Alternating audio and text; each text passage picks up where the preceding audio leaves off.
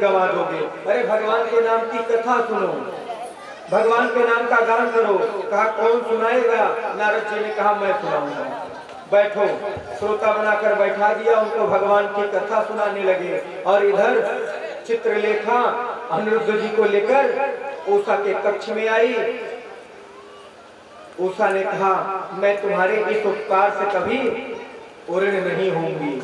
कहा और बताओ मैं तुम्हारे लिए क्या कर सकती हूँ?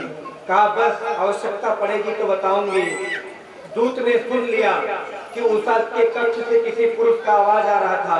गए, सारे दूत दौड़ते हुए गए। महाराज, बाणासुर महाराज कहाँ हैं? आपकी पुत्री के कक्ष से किसी पुरुष का आवाज आ रहा है।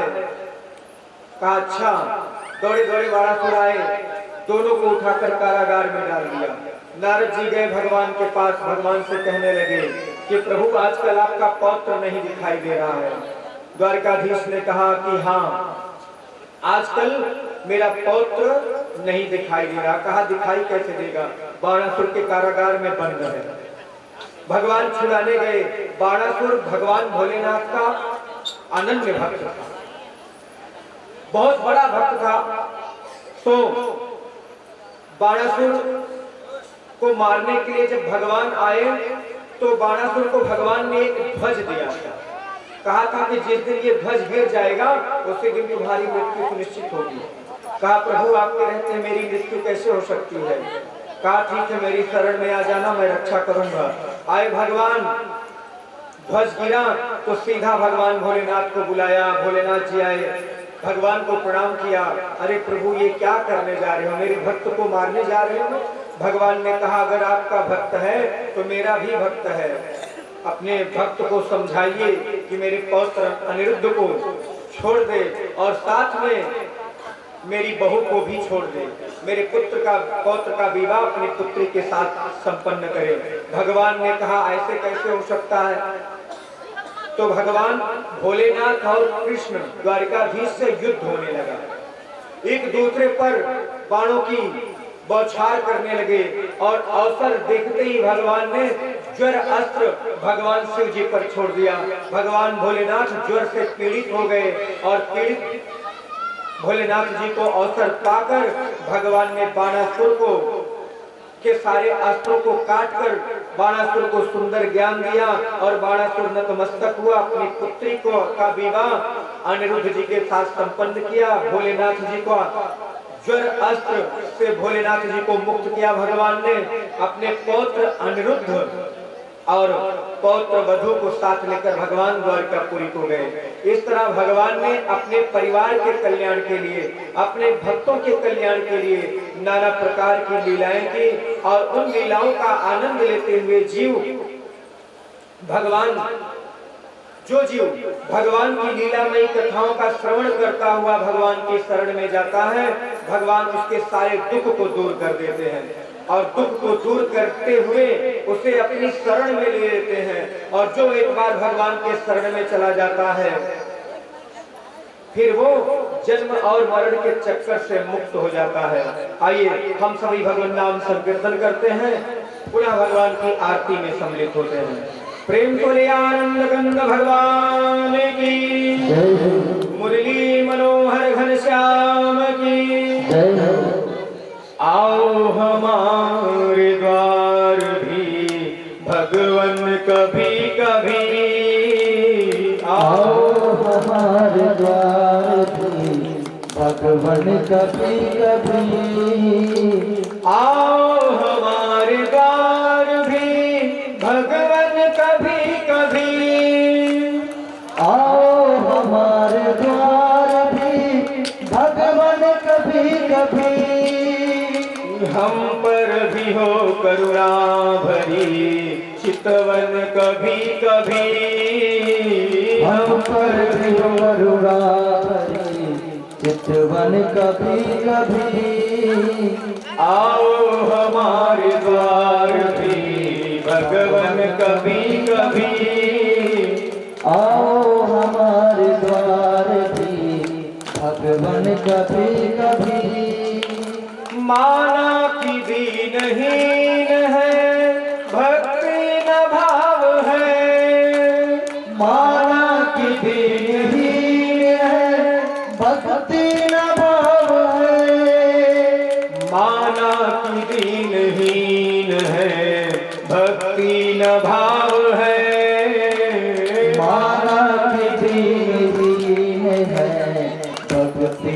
भाव है। अधमों को भी देते रहो दर्शन कभी कभी, अधमों को भी देते रहो दर्शन कभी कभी। आओ हमारे द्वार भी भगवन कभी कभी, आओ हमारे द्वार भी भगवन कभी कभी। आओ कि ऐसे रूप में पहचान ले तुम्हें, आओ कि ऐसे रूप में पहचान ले तुम्हें। आओ कि ऐसे रूप में पहचान ले तुम्हें। आओ कि ऐसे रूप में पहचान ले तुम्हें।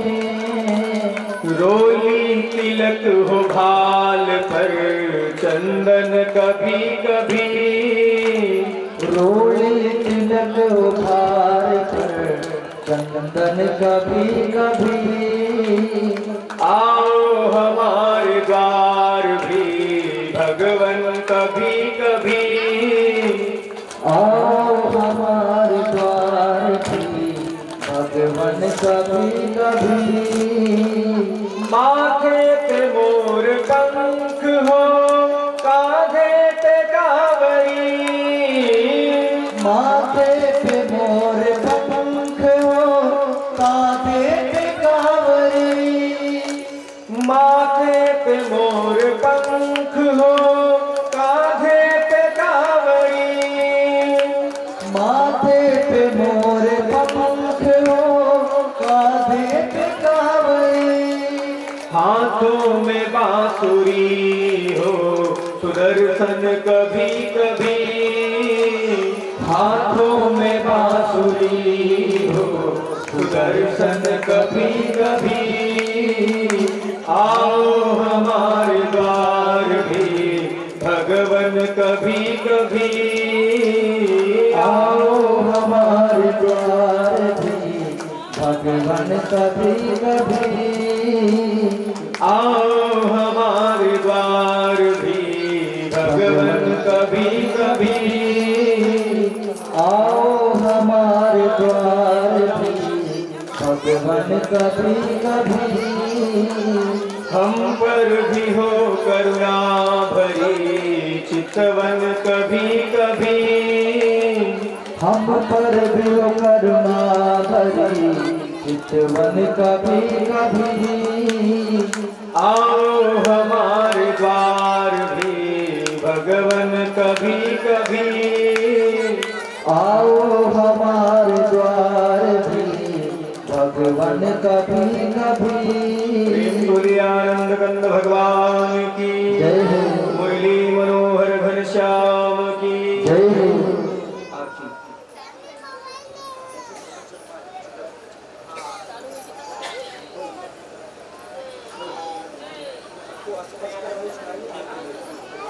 प्रेम सुली राधा रमण भगवान की जय हो। आनंद कंद भगवान की जय हो।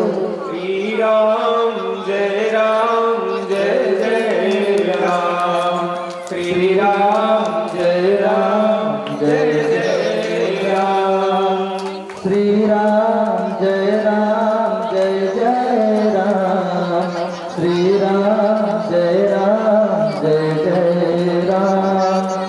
श्री राम जय जय राम।